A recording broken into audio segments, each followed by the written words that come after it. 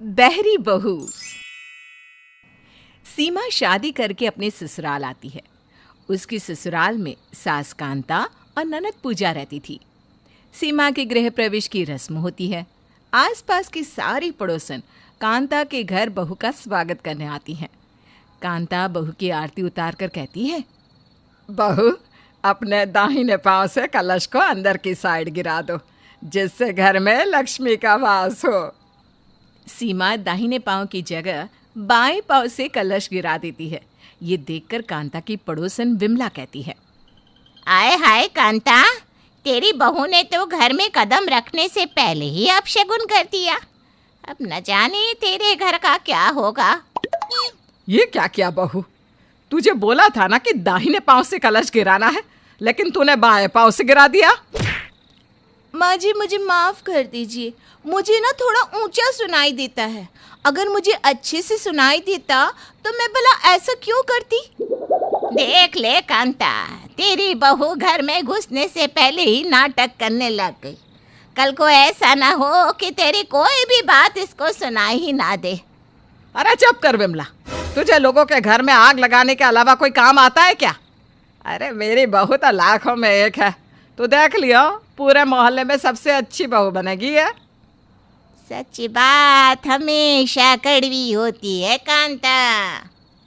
अरे ये सब छोड़ और आगे की रस्म को पूरी करते हैं। हम इस बारे में बाद में बात करेंगे। इतना बोलकर कांता सीमा की गृह प्रवेश की रस्म पूरी करती है और सीमा को कमरे में आराम करने के लिए भेज देती है। अगले दिन सुबह सीमा की पहली रसोई होती है। घर के सभी लोग सोकर उठ जाते हैं, लेकिन हमारी सीमा वो तो अभी तक सो रही होती है। ये देखकर सीमा की ननद पूजा कहती है, देख रही हो माँ, आज भाभी की पहली रसोई है, लेकिन वो तो अभी तक सो ही रही है। हाँ, कहीं इसकी तबीयत खराब तो नहीं, वरना अभी तक तो ये सोकर उठ जाती। रुक, मैं उसके कमरे में जाकर देखती हूँ। कांता सीमा के कमरे में जाती है और सीमा पर हाथ रखती है। बहू, बहू, सो लिया? उठ जा, सूरज सर पर चढ़ाया है। आज तेरी पहली रसोई है ना? सीमा आंखें खोलती है। माँ जी, आप यहाँ? मुझे माफ़ कीजिए, मैं ना जल्दी सोकर उठ नहीं पाई। मुझे अलार्म की आवाज़ सुनाई नहीं दी। अगर मेरे कान सही होते ना तो आपको इतनी तकलीफ़ नहीं होती। अब कोई बात नहीं बहू, मुझे पता है कि तू ये सब जानबूझकर नहीं कर रही है। चल, आज तेरी पहली रसोई है ना, उसके लिए तैयार हो जा और जल्दी से नीचे आ जा। सीमा हल्की सी मुस्कान के साथ कांता को हाँ कहती है और कांता उसके कमरे में चली जाती है। कुछ देर बाद सीमा अच्छे से तैयार होकर रसोई में आती है और खाना बनाने लगती है। कांता सीमा को पहले ही दिन से बेटी जैसा प्यार देने लगती है। कुछ देर बाद खाना बनता है और सब बैठकर खाना खाते हैं और सीमा के खाने की खूब तारीफ करते हैं, जिसे सुनकर वो मन ही मन खुश होती है।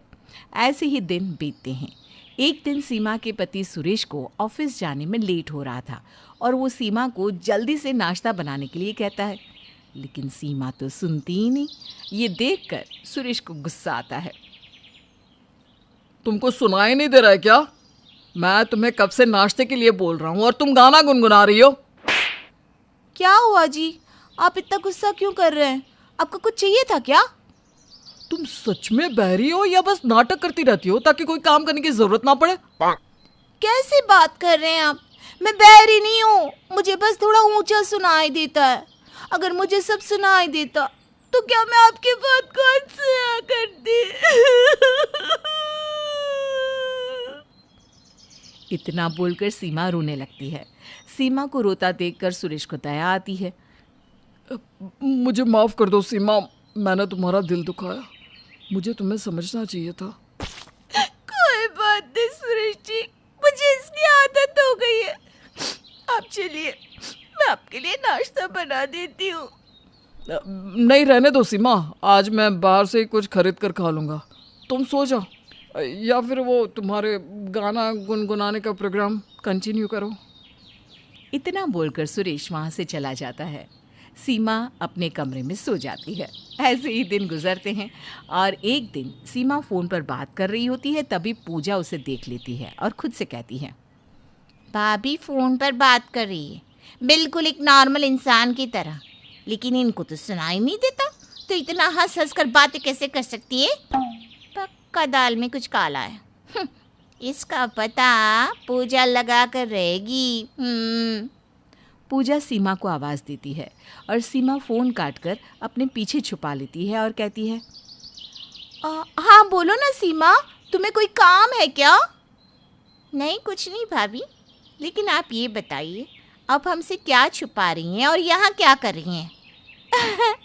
नहीं, कुछ भी तो नहीं, मैं तो बस थोड़ा घूमने आई थी। अच्छा, तो यहाँ आपके साथ कोई और भी है क्या? मुझे लगा आप किसी से बात कर रही थी। हाँ? अरे नहीं नहीं नहीं, मैं अकेली हूँ।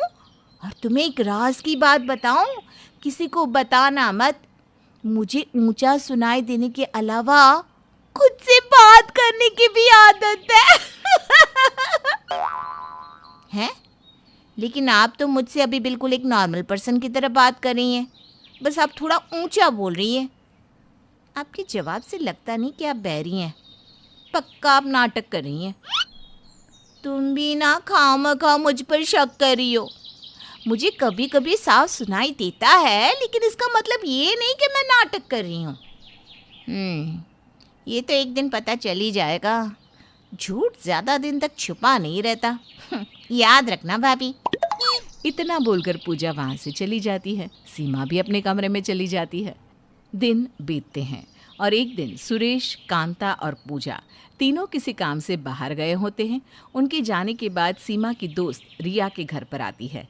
सीमा उसे पानी देती है और कहती है, और बता रिया, तेरे घर में सब ठीक है ना? हाँ यार, बिल्कुल अच्छा है, लेकिन मैं तो अपनी सास से बहुत परेशान हूँ। आए दिन ताने मारती रहती है, ऊपर से मेरी ननद आग में घी डालने का काम करती है। अरे हर घर की यही कहानी है, लेकिन मेरे घर का ना कुछ अलग है। मैं तो अपने ससुराल में बहुत खुश हूँ, कोई भी मुझे रोकता टोकता नहीं है। लेकिन तूने ऐसा क्या किया जो तुझे कोई कुछ बोलता नहीं? मुझे भी बताओ ना। अरे नहीं नहीं नहीं, ये बहुत सीक्रेट है, ये चीज़ छुपी रही यही अच्छा है। सीमा और रिया आपस में बात कर रहे थे, तभी वो तीनों अचानक से घर आ जाते हैं और सीमा को हंसते हुए बात करते देख लेते हैं। सीमा, आप लोग इतनी जल्दी आ गए? लेकिन आप लोग तो 2 दिन बाद आने वाले थे ना?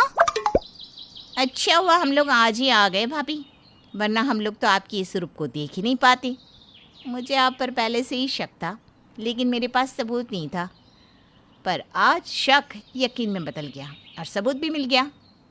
बहू, तुझे तो सुनाई नहीं देता था ना, लेकिन आज तुझे देखकर लगता तो नहीं कि तेरे कान में कोई दिक्कत है।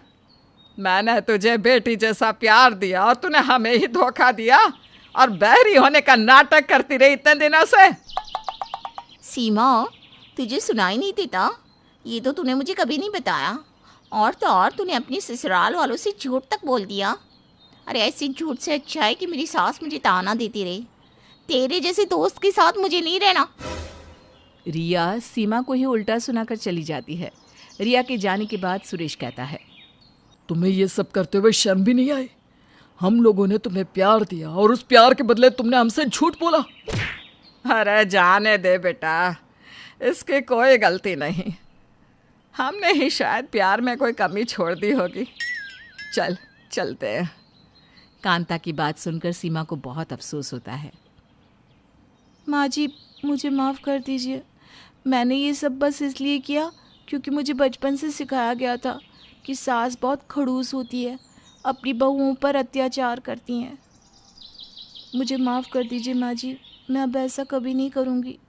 आप जो बोलेंगे मैं वही करूँगी। सीमा इतना बोलकर कांता से रोकर माफ़ी मांगने लगती है। सीमा की आंखों में आंसू देखकर कांता का दिल पिघल जाता है और वो सीमा को गले लगाकर माफ़ कर देती है। पर भाभी, आप ना ऊंचा सुनने के साथ साथ वो ऊंचा बोलने की जो एक्टिंग करती थी ना, मान गए भाभी, आपको तो टीवी सीरियल में काम करना चाहिए था।